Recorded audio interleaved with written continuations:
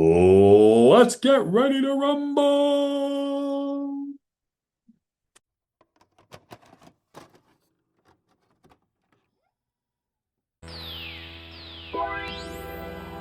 Welcome to the Video Store Geek Podcast, where your friendly neighborhood world film geek Albert Valentine talks about films made and released during the golden age of the VHS era. March 16th, 1990.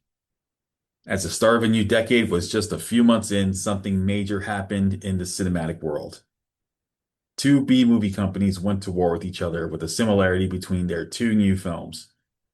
It wasn't just any war. It was a war involving a Brazilian dance craze that was sweeping worldwide. So, in this episode of the Video Store Geek Podcast, we'll be looking at the Lambada War of March 16th, 1990. So, let's meet the combatants. In the red corner, we have Cannon Films, the company who brought us Breaking 2, Electric Boogaloo, and the film in our last episode, Salsa. From the director of the original Breaking, we have Lambada. In the blue corner, we have 21st Century Film Corporation, founded by former Cannon Films head honcho Nachum Golan, or I should say, after he acquired it as part of a deal with Cannon. This film intended to bring an environmental message. So from director Graydon Clark, we have The Forbidden Dance.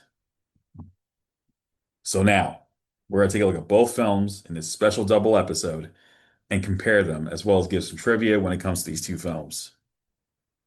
So, for the many people who are listening worldwide, it is time to break out the dance shoes and let's get ready to rumble. Okay. So we're going to start with Cannon Films and their entry in this war, which is Lambada. The film has a stand and deliver vibe to things as we are introduced to J. Eddie Peck as Kevin Laird, a high school teacher in the posh Beverly Hills.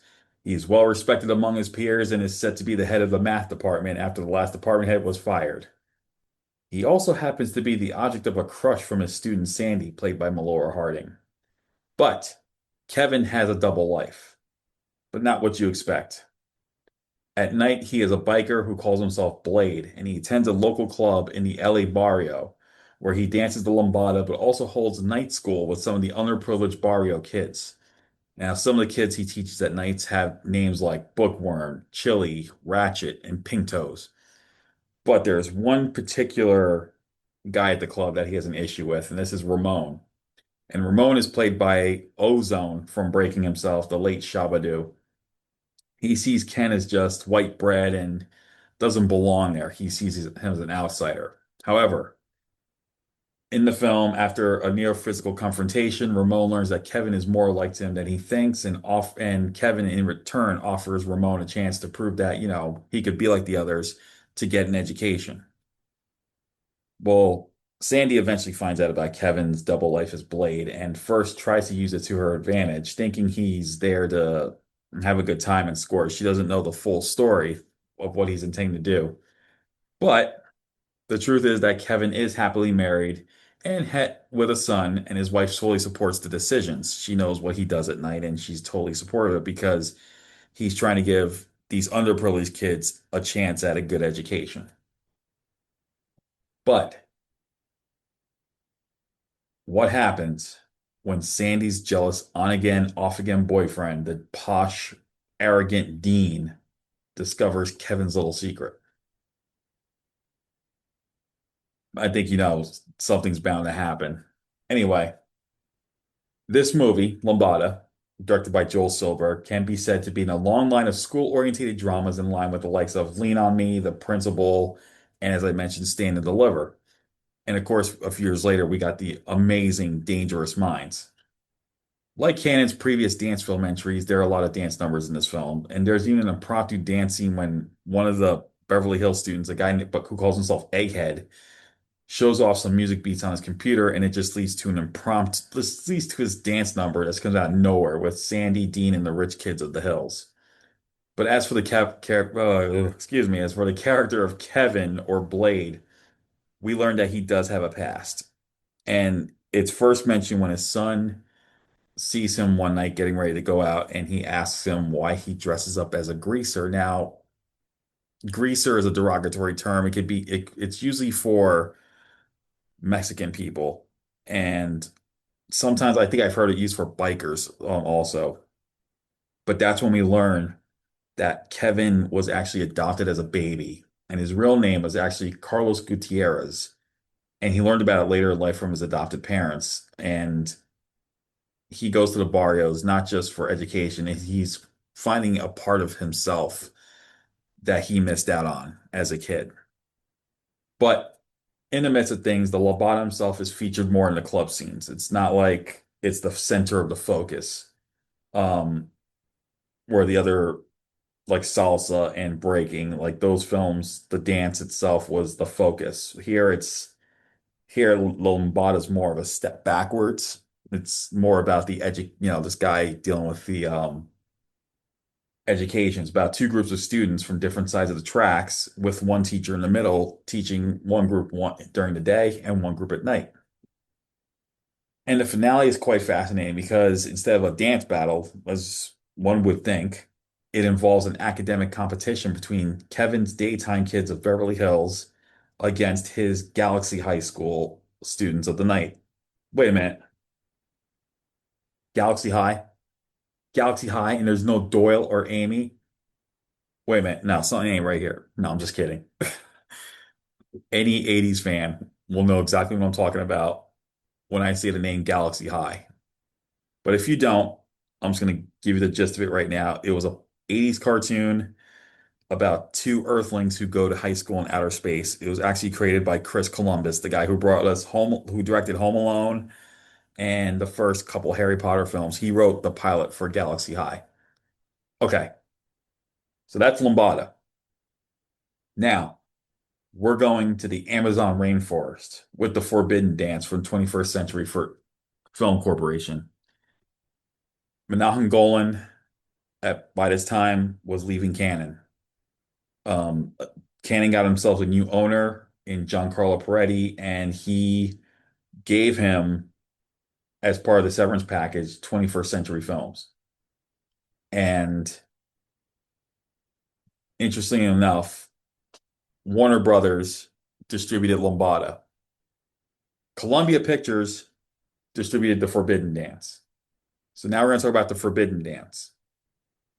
The film opens up in the Amazon rainforest, where Nisa, a tribal princess who finds her home on the brink of destruction when an American conglomerate, the Petremco Corporation, is given the authority to tear down part of the rainforest, including especially Nisa's home. So Nisa, along with her tribe shaman Joa, heads to Los Angeles to meet with the head of the company, only to be turned away from their enforcer, Benjamin Maxwell. He was the guy that showed up at the rainforest and tells them, we have the authority to tear down the rainforest. But when they try to meet with him, they're forced to leave, but they have nowhere to go because they're fish out of water in this case. So no job, nowhere to go. Um, Joa gets away for a while. He gets arrested, actually. And Nisa meets this woman, Carmen, and Carmen offers her a job as a maid alongside her for the Anderson family, who are rich, pompous, whatnot. Anyway, the son, Jason, he's an avid dancer. He loves to dance. He goes to this nightclub all the time. And one night he sees Nisa dancing in her room, and instantly he gets attracted to her. So when his on again, off again girlfriend Ashley calls and says she's not going to make it to the club, Jason decides to take Nisa instead and has Nisa wearing one of his mother's dresses. And Ashley does show up, and you can guess what's going to happen next. She gets jealous And I swear to God, I can't stand Ashley in this movie. She is such a witch with a B. And she grabs at Nisa's dress and tears it, and Jason loses it. And ultimately, they get home, and Jason's reamed out by his mother. And because of that, Nisa blames herself and ends up back on the streets. Well, Nisa's looking for a place to go, and she finds this club called Ecstasy. It's run by the manipulative Mickey, who plans to, who, upon seeing Nisa dancing, decides to use her because Ecstasy is not just a dance club. It is a particular kind of club, and there is a rich clientele there, and you can put two and two together at this point.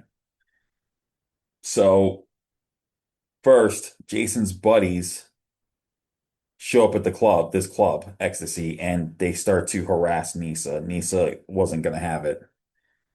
Thankfully, this is the one type of redemption you find with Mickey and her enforcer, Eddie, her bouncer. They ultimately get them away. Jason learns about Ecstasy when Ashley gets the news about what had happened, and he decides to try to rescue her. He wants to explain himself, saying that he's not agreeing with his mother on anything. And Jason ends up getting beaten up by the enforcer, Eddie. But all of a sudden, Joa, who at this point escaped from the police using his magic, shakes this pouch and he throws it onto Eddie's hands, and Eddie starts screaming. And ultimately, the three of them are able to escape. But they have nowhere to go, and Carmen offers her place to stay, which leads to Jason and Nisa, of course, they end up falling for each other. And there's an upcoming contest, and if they win it, they go on TV, and this is the chance for Nisa to bring awareness to what's going on with the rainforest. So, of course, Nisa decides to teach Jason how to lambada because Nisa's a profound expert in the dance. And when Ashley learns of their plan, she decides to get help from Maxwell because it turns out Maxwell is friends with Ashley's dad because he had worked with him before on a similar job with what Petrenko was doing. So they plot to make sure that either they bomb the audition or they're going to have to do something drastic. Jason and Nisa win the audition and they're supposed to go on the show. But Maxwell kidnaps Nisa, and when Jason rescues her, he injures himself in the process. So the question is, will they be able to get to the contest in time and help send a message about the rainforest? Okay. So this one goes in a different direction than Lambada, obviously. However, the difference is that while that film was a school drama with sparse dance numbers, in the Forbidden Dance, it follows the old canon trope that the dancing is the focus here, combined with the message about the environment. Because this was coming at a time when environmental issues were becoming a major thing worldwide. Everyone's talking about it. And of course, this was 1 year before we were introduced to, I don't know, some superhero name who calls himself Captain Planet. Anyway, let's get back to the film. The film marked the debut of Laura Herring, who had made history in 1985 as the first Latina woman to win the Miss USA pageant. And I'm going to be honest with you, for a film debut, she was quite impressive as Nisa, the princess who comes from the jungles of the Amazon to the concrete jungle of LA to spread a message about the destruction of the rainforest. And what better way by entering a dance contest to go on TV doing the Lambada? Now, my fellow horror fans, if you are a fan of Rob Zombie's Firefly trilogy, then you're going to want to see this film because Sid Haig himself, the late, great Sid Haig, Captain Sterling, is in this film. He's the shaman, Joa. He doesn't speak a word in this film. He does roaring sounds and just makes all these noises. He doesn't really, he only speaks like maybe something in Portuguese and that's it. like one line, but he lets his body language and the magic do all the talking for him. But it's like once you see him on screen, you're just gonna stop what you're doing and see what he does because come on, this guy's a legend. Seriously. And just for the record, Sid, we still miss you. And this one has quite a few antagonists. So we're gonna start with Ecstasy Club owner Mickey, and she's played by the great Miranda Garrison. And Miranda was in our last film, Salsa, that we were talking about. But here she's like an amped up version of Luna, but she's more devious because she resorts to blackmail and using her dancers as quote unquote professionals for the rich clientele. Then there's Jason's old flame, Ashley, played by Barbara Brighton, who is the definition of rich witch. I'm kind of relieved that a year after this, she kind of redeemed herself when she played Jesse's stepmother on a two-part episode of Saved by the Bell. But she gets jealous of James's interactions with Nisa and she sees her as inferior. And I will say there is some racism in this film towards Nisa. There are some derogatory terms you're going to hear in this film, especially from one of Ashley's friends early in the film. So I'm going to warn you about that. And I kind of was ticked at, I was like, I totally forgot that. But the main antagonist is Benjamin Maxwell, and he's played by the legendary Richard Lynch. When it comes to villains, Lynch was one of the all-time greatest. He is up there with Patrick Kilpatrick, Wong Jung Lee. Might not be the fight skill so much, but just the presence. Richard Lynch had that presence on screen that he was destined to play villain actors, and he was that good. You name a film where he played a villain, and I guarantee he's going to bring it 100% and then some. And he does it here in The Forbidden Dance. Unlike Lambada, there aren't any impromptu dance numbers except when Jason catches Nisa in a room dancing and instantly gets enthralled by her. But basically, most of the dancing all takes place in the clubs, and the choreography here is done by the team of Felix Chavez, Miranda Garrison, and Adriana Kagi. I don't know if I can pronounce it right, who at the time was a member of the band Kid Creole and the Coconuts. And I should mention that the show in the film is hosted by Kid Creole and the Coconuts. So yeah, they play themselves in the film. So now we're going to break into a little trivia about the two films. So we're going to start with Lambada. Okay. So this was the first canon production after Ovidio G. Asonitis. I'm sorry if I pronounced that wrong. Took over as the head of the filmmaking side of Canon, who, as I mentioned, was led by Giancarlo Peretti, who bought the company in 1987. By this time, only Yoram Globus was still on the company's board, but his cousin and longtime collaborator, Menachem Golan, had left to take over 21st Century Film Corporation. And did mention a little bit about that, but I'm going to give a little more detail shortly.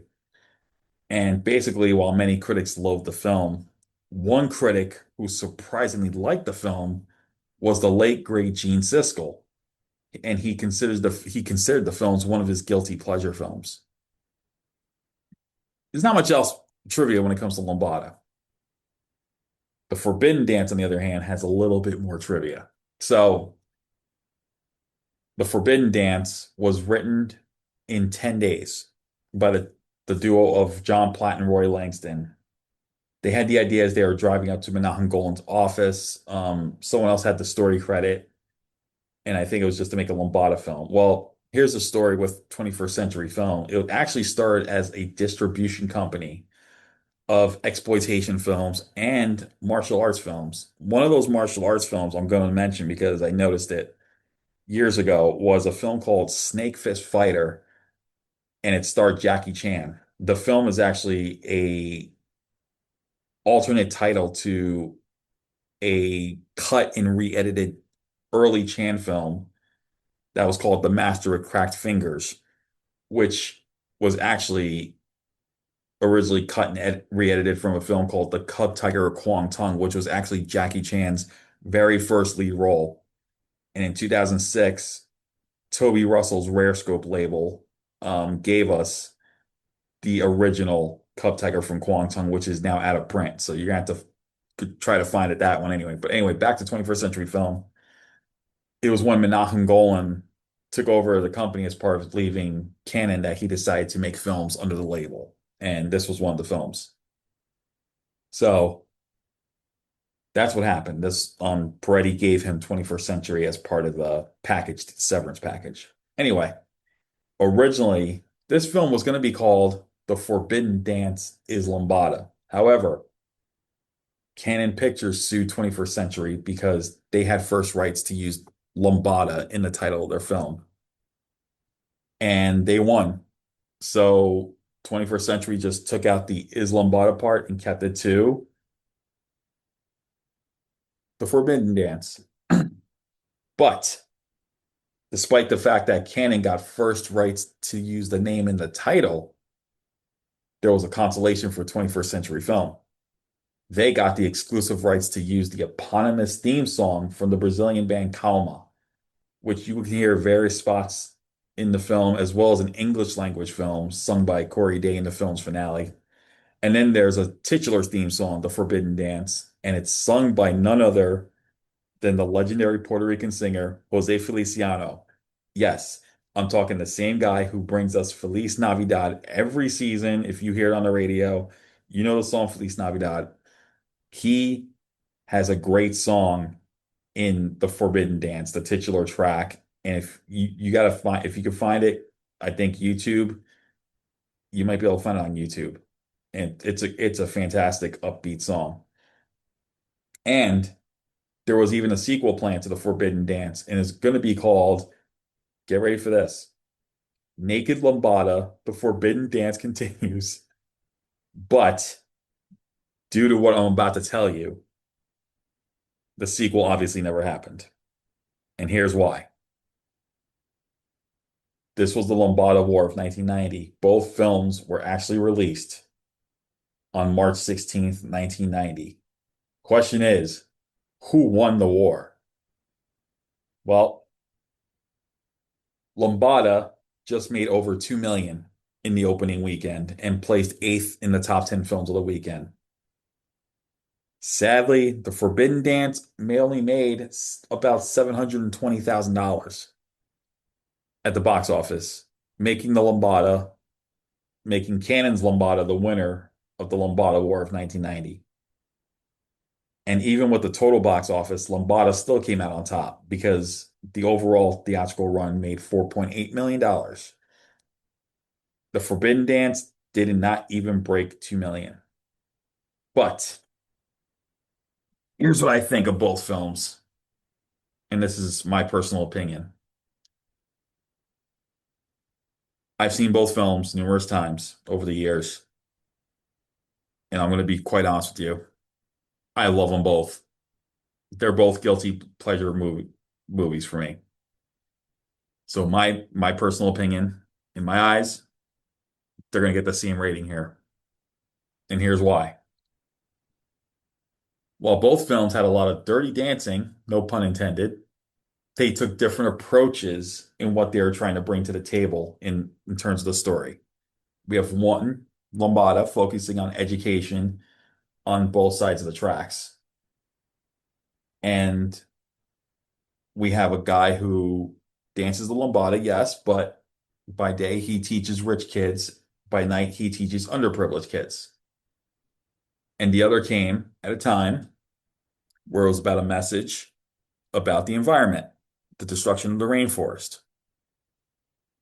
So, and I'm going to be honest with you, there was a little bit of over the top cringiness from the antagonists of these films at times, but I feel like the performances from the main characters really elevated both films. So I'm going to forgive the over the top craziness. I don't really like one over the other. I like them both equally. It's like both pleading their cases. And had I seen this film as an 11-year-old, had I got a chance to go to the theaters as an 11-year-old to see both films, I would have seen both films, whether on the same day or see one film on a Friday and one film on a Saturday. I would have done it. I would have done it. I'm just being honest. So, final rating. Both films are getting a solid B plus. A few flaws here and there, that's okay. But like Gene Siskel says with Lambada, both of them are guilty pleasures. They really are. They're guilty pleasure films. I will happily watch them again and again in my late 40s as I am now. So here's the question now. Where can you watch both these films today?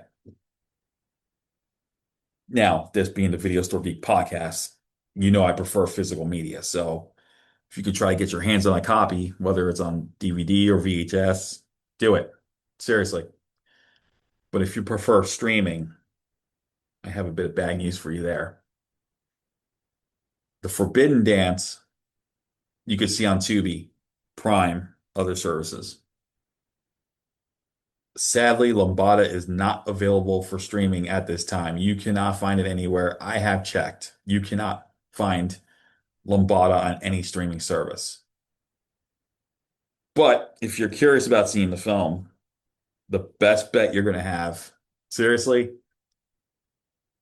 is this is like your last resort or backup in a way, the Internet Archive at archive.org. Try there. You might have a good chance. You just go to the video section and you might be able to find it there. So I'm just telling you that's a possibility. Well, that's the end of the Lambada War of March 16th, 1990. Lambada may be the winner, but as of today, the Forbidden Dance is the one you could see more of. And like I said, if you could try it in an archive, but other than that, unless you get a physical copy, it's going to be hard to find Lambada. But yeah, those don't take my word for it. You could try to find it yourself. But as for the Forbidden Dance, check out Tubi, check out Prime. And that's it for Dancing in July. This was a pretty cool double episode. I'm glad we had talked about both films.